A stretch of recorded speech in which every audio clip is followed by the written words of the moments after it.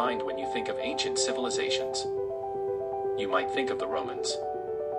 Maybe Maya pops into your head. Perhaps you think of the Aboriginal people of Australia.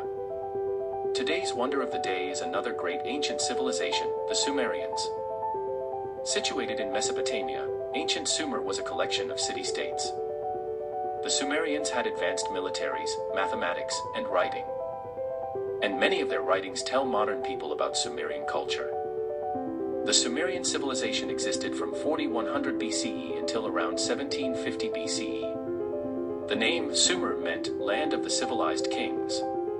The Sumerians were one of the first groups to divide time into hours and minutes.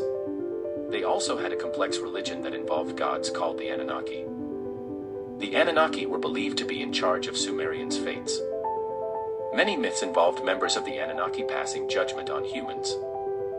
Additionally, the gods were described as children of the earth and sky. Most people chalk these stories up to mythology, the same way they do the Greek gods. However, others wonder whether there's more to the story.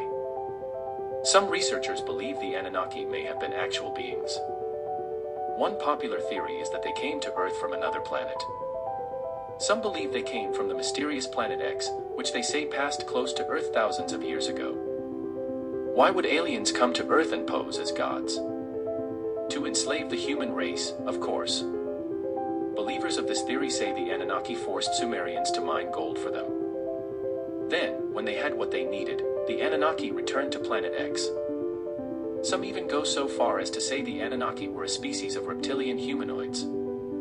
They believe these reptiles helped the Sumerians develop their systems of writing and mathematics.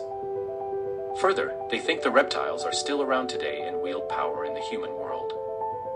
Were the Anunnaki real? Or were they mythical gods? We'll let you decide that for yourself. But one thing is certain, these ancient Sumerian gods still fascinate people today.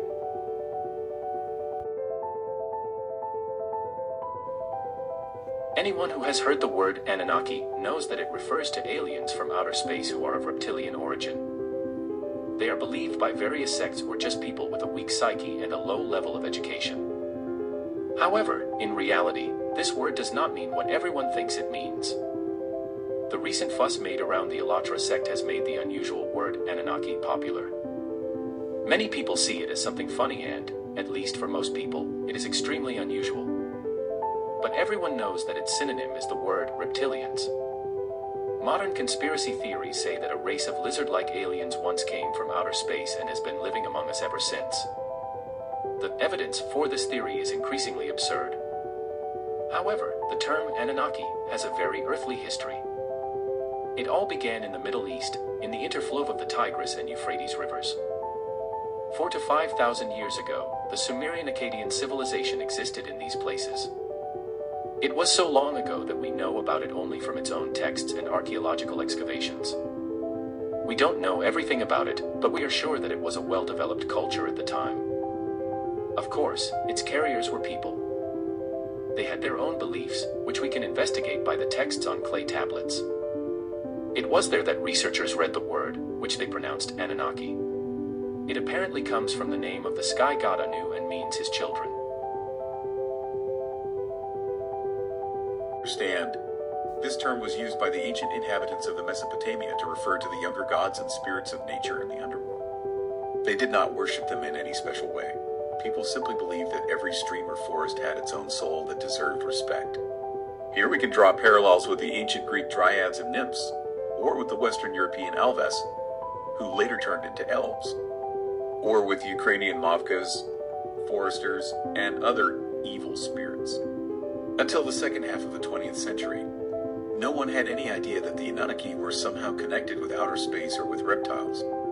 They were ordinary, younger gods, who could look like anything, but they were mostly imagined as people with various animal elements. The basis of the modern myth about them was laid by a guy named Erich von Däniken. It was this writer who was repeatedly sentenced for fraud who in his book Chariots of the Gods presented us with the theory of paleocontact, the idea that aliens came to Earth sometime in the past and influenced the development of our civilization. Von Daniken's book, published in the 1960s, does not mention reptilian people or the word Anunnaki, but it became the basis for all subsequent layers of urban legends in 1976. It was used by another controversial writer, Zechariah Sitchin, an ethnic Jew. Sitchin was born in Baku, grew up in Mandatory Palestine, modern Israel, and lived almost all his life in the United States, where he worked as a journalist and newspaper editor. He learned Akkadian and Sumerian on his own and began translating the texts of clay tablets because he decided that the professional Orientalists who had studied them before him had misunderstood the ancient texts in his book. The 12th planet, Sitchin proclaimed that Sumerian Akkadian myths should be understood literally. He extracted from them the concept of Nibiru and explained that it means a planet that has an elongated orbit and approaches the Sun every 3,600 years. It is on this planet that the Anunnaki aliens live, who in his interpretation did not yet have reptilian features. According to Sitchin, 450,000 years ago, the Anunnaki first visited the Earth and interbred with representatives of the Homo erectus species, giving rise to modern humans and civilization. They successfully ruled it for several thousand years until they took offense to humans and decided to destroy them. Then the author of the 12th planet begins a not-so-science fiction story with the rescue of people on a submarine and the Anunnaki-esque nuclear war with each other. So, what do you think? Are the Anunnaki a figment of imagination, or did they really rule all those years ago? Are they still out there, and do they live among us? I'll let you decide it. As always, please like and subscribe. Also put in the comments section the next topic you would like me to cover. I will, as stated, by covering history, mythos and lore alphabetically, A to Z and then back through, as not to miss anything.